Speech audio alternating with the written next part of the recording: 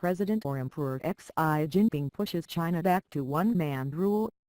Hong Kong CNN. The announcement Sunday that China will drop term limits on the presidency clears the way for Xi Jinping to rule the country indefinitely. However, analysts warn that what initially seems like a demonstration of absolute power could actually be a sign of weakness, with Xi apparently unwillingly to allow the rise of a potential political rival. This could lead to future instability in the world's most populous country as wannabe successors jockey for power within a Communist Party CCP completely dominated by Xi. And his absolute authority will also leave him vulnerable to absolute blame in the instance of an economic shock or foreign policy crisis. The latter could be increasingly likely, as Xi's rule so far has been characterized by a more bullish military and diplomatic policy as China seeks to move into a power vacuum left in Asia by a retreating Washington.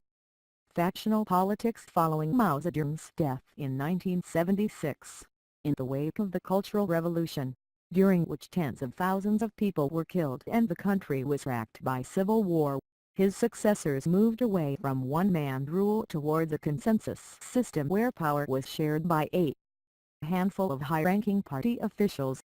This resulted in relatively straightforward transition of power from Presidents Jiang Zemin to Hu Jintao to Xi Jinping, after each served 2 5-year terms in office.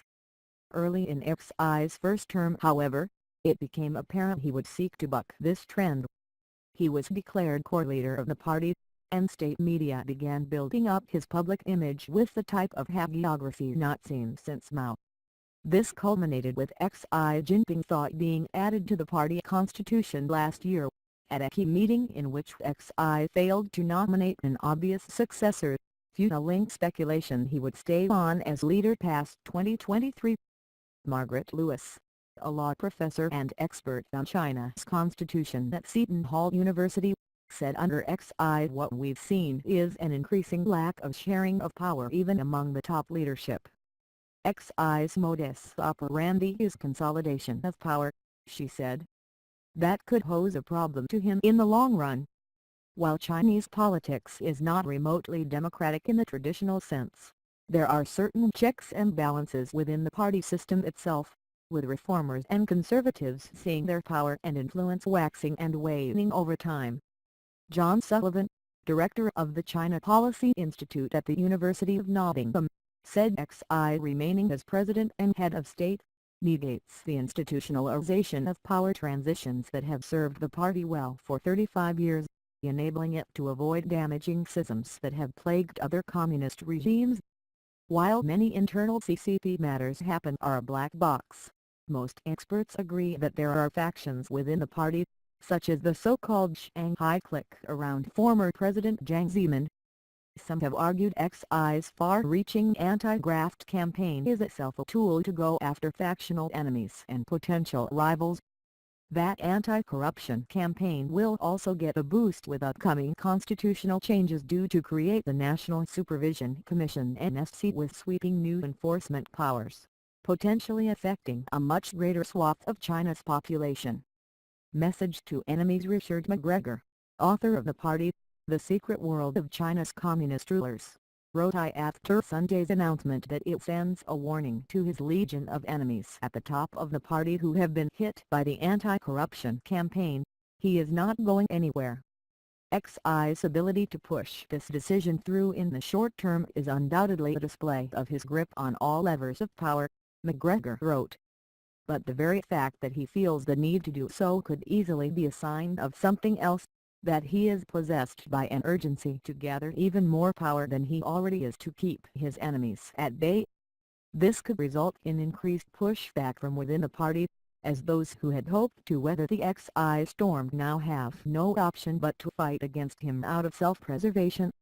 According to Sullivan, term limits not only restrict the power of individual leaders, they give other elites and factions the consolation that there would be an opportunity to change the status quo after 2 terms. That consolation is an important pressure valve that prevents crippling inter-party battles. By getting rid of it, Xi is banking on being able to contain and neutralize his opponents, said Sullivan.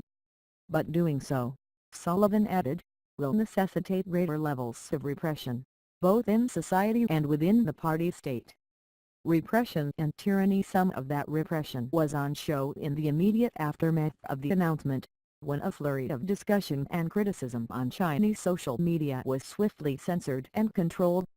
Comments on posts by state broadcaster CCTV announcing the news were deleted, as word goes on the People's Daily newspaper and Xinhua the news agency, and searches for key terms were blocked. According to watchdog service Free Weibo, top searches ahead of the blocking including ascension to the throne, term limits and Winnie the Pooh, the reference to the cartoon character which has become a mocking symbol of Xi on the Chinese internet. Results for some of those topics on Weibo itself appeared to be being actively filtered, while others returned the message. Search results are not shown in accordance with relevant laws, regulations and policies. One term being completely censored was Yuan Shikai, the former president of the Republic of China who dissolved a democratically elected parliament in 1913 and appointed himself emperor. The statement signed by a dozen leading Chinese dissidents, including former Tiananmen Square protest leaders Wang Dan and Wu Sirkeixi, also referenced the short-lived reign of the Hung Xian emperor. We believe that the abolition of term limits is the equivalent of Yuan Shikai's revival of the imperial dynasty.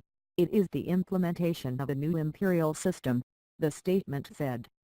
History shows, they added, that lifelong supreme rule and tyranny are inseparable and will surely bring great disasters to the country and its people. Great power, great responsibility. While Xi's immediate grip on power is in little doubt, enabling him to enact whatever reforms and policies he desires, analysts warn that if things go south, he will have little room to avoid blame. If consolidation of power was a precondition for implementing his reform program and leading the rejuvenation of the Chinese nation, that condition has now been met and he needs to deliver, said Sullivan. And, if he doesn't deliver and refuses to go quietly, well, that's a scenario we've seen play out in other regimes many times before, said Sullivan. A key test may come from outside China. Nowhere has Xi's new bullish leadership been more obvious than in China's foreign and military policy. In the South China Sea, Beijing has continued the militarization of islands, reefs and islets in defiance of an international court ruling. Last year, the People's Liberation Army, reform and modernization of which has been a key Xi policy, engaged in a months-long standoff with Indian troops over the disputed territory of Doklam, in the Himalayas, and China has sought to increase its military and economic influence in South Asia. Under Xi, China has also taken a much tougher line on Taiwan. Beijing considers the self-ruled island, officially the Republic of China, part of its territory, and has not ruled out military action to reclaim it, even as support for full independence from the mainland has grown among Taiwanese. Tom Rafferty, a China expert at the Economist Intelligence Unit, said China's move in an authoritarian direction will harden the divisions that have emerged between it and the major Western powers, pointing to heightened international tensions over security and economic policy in the coming years. And if the Chinese economy underperforms or in an event of a foreign policy crisis like Taiwan, Xi's political strengths could quickly translate into liability, analysts warned. For now, Rafferty said, Xi is set to lead China until he dies, chooses to step down, or is purged. CNN's Nan Fang contributed reporting from Beijing.